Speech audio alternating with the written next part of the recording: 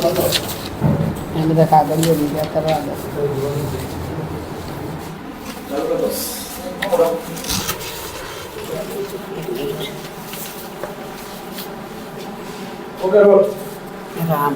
સૌપ્રથમ તો આજની આ પ્રેસ વાર્તાની અંદર આપ સૌનું હાર્દિક સ્વાગત છે અને આજ આપ સૌના માધ્યમથી ગુજરાતના તમામ મહિલાઓની અને હાલની જે વાસ્તવિકતા છે એ જે મૂકવાનો જે મોકો મળ્યો છે બદલ આપ સૌનો ખૂબ ખૂબ આભાર.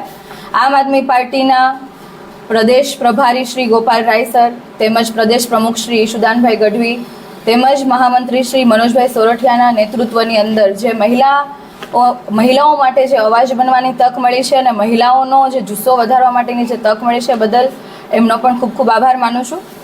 આજની મુખ્ય વાત એ છે કે છેલ્લા જોવા જઈએ તો ટ્રિપલ એન્જિનની સરકાર એટલે કે 10, 15, 12, 13 વર્ષ જેવું થઈ જશે. ટ્રિપલ એન્જિનની સરકાર ચૂંટણીઓ જ્યારે હોય છે ત્યારે ભાજપના નેતાઓ ટ્રિપલ એન્જિનની વાતો કરતા હોય છે, મહિલા સુરક્ષાની વાતો કરતા હોય છે, સલામત ગુજરાતની વાતો કરતા હોય છે. ત્યારબાદ જ્યારે વિધાનસભા સત્રની અંદર મહિલાઓ માટેનું જે ફંડ ફાળવવાનું આવે છે ત્યારે પણ ખૂબ મોટી મોટી ફાકા ફોજદારીઓ સાથે શ્રેય લેવા માટે અને સારા લોકોની વચ્ચે છાપ ઊભી કરવા માટે મોટા મોટા બજેટો અને આંકડાઓ બતાવવામાં આવતા હોય છે. કેટલા આંકડાઓ થાય છે તો છેલ્લા 5 વર્ષની વાત કરું કે છેલ્લા 5 વર્ષમાં 25,968 કરોડનું ફંડ મહિલા સુરક્ષા પાછળ ફળવાયું છે. એટલે કે હેલ્પલાઇન નંબર 181 હોય કે પોલીસ સ્ટેશનમાં મહિલા ડેસ્ક ઊભું કરવાની વાત હોય કે પછી સીસીટીવી સેફ સિટીનો પ્રોજેક્ટ લોન્ચ કરીને લોકો વચ્ચે એક સુરક્ષાનો મેસેજ પાસ ઓન કરવાની વાત હોય. પરંતુ સુરક્ષા ખરા અર્થની અંદર ક્યાં છે? ગુજરાતનું એવું કયું ગામ છે, કયું એવું શહેર છે, કયો એવો જિલ્લો છે ને કયો એવો વિસ્તાર છે કે જ્યાં મહિલાઓ અડધી રાતે પણ સુરક્ષા અનુભવે છે? હું આપ સૌના માધ્યમથી ભાજપના નેતાઓ, ભાજપના માનનીય ગૃહમંત્રીશ્રીને પણ આ સવાલ પૂછવા માંગુ છું કે ગુજરાતની એક અમને એવી જગ્યા બતાવો કે જ્યાં મહિલાઓ પૂરેપૂરી રીતે સુરક્ષા અનુભવે છે. છેલ્લા 10 વર્ષમાં 16 લાખથી વધુ મહિલાઓ સાથે ઘરેલું હિંસાનો ભોગ બને છે, છતાં પણ ભાજપના નેતાઓ ચૂપ છે ને સલામતીની વાત કરે છે. ક્યાં છે સલામતી? છેલ્લા 10 વર્ષમાં 50,000થી વધુ મહિલાઓનું અપહરણ થયું છે. તો આ ઘટનાઓ શા માટે બને છે? આટલી બધી મહિલાઓ કઈ રીતના ગાયબ થઈ શકે છે? આનો જવાબ કયા ભાજપના નેતા કે કયા સરકારના મંત્રી આપશે?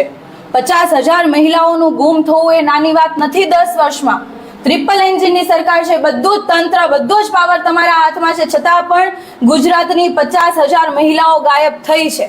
આમનો જવાબ પણ અમે સરકાર પાસેથી માંગીએ છીએ.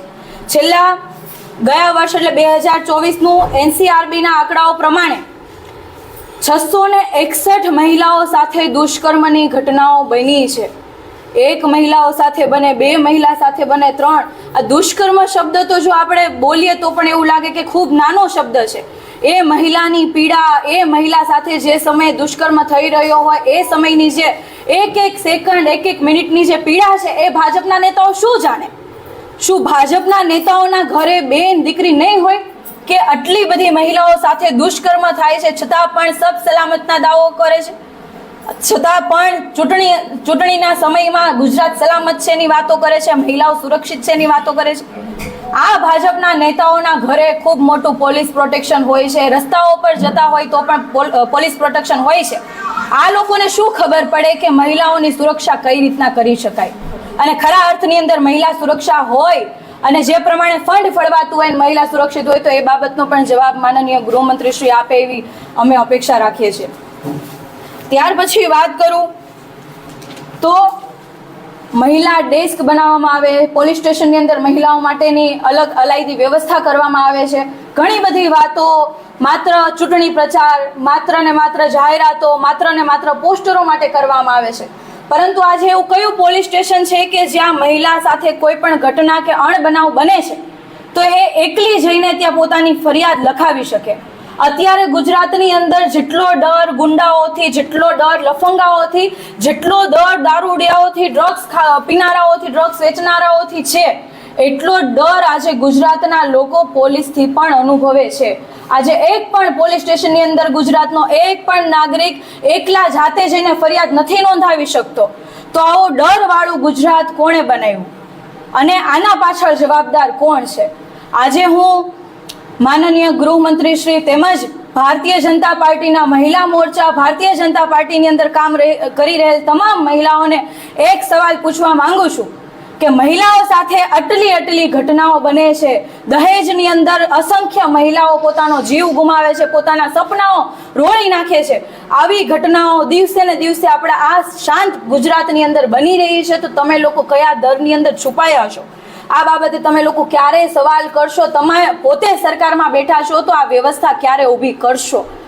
અને આ વ્યવસ્થા તમે જો ઊભી ના કરી શકો એમ હોય તો તમારે આ ખુરશી પર બેસવાનો કોઈ હક નથી. મહિલાઓની સહન શક્તિને માપવાની પણ એક હદ હોય છે.